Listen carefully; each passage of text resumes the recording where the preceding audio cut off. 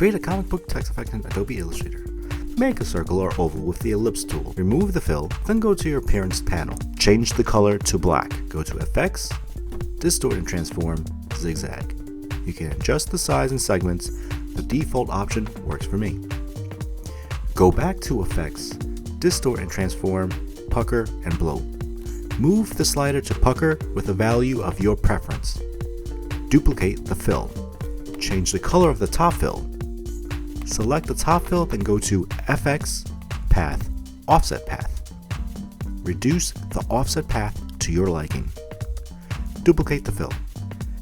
Time to add a halftone pattern. Under your swatched panel, go to Swatch Library menu. Then go to Patterns, Basic Graphics _dots.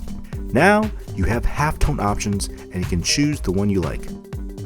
Time to make the text. Choose your action word, pick a comic style font. Again, remove the fill and add color to the stroke and fill in the appearance panel. Duplicate your fill and change the color.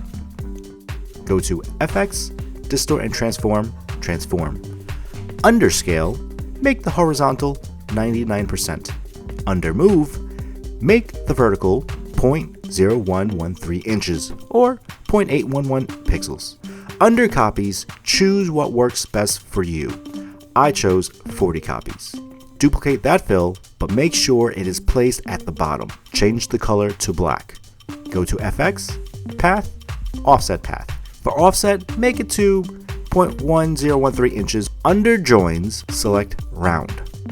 If you want your text to have a halftone pattern, duplicate the fill and then repeat the steps for the halftone graphics if the base graphics panel isn't opened or the desired halftone isn't in your swatched panel. And there you go. And make sure you follow and subscribe. And if you want to learn more, make sure you subscribe to the Brandon Barron mailing list.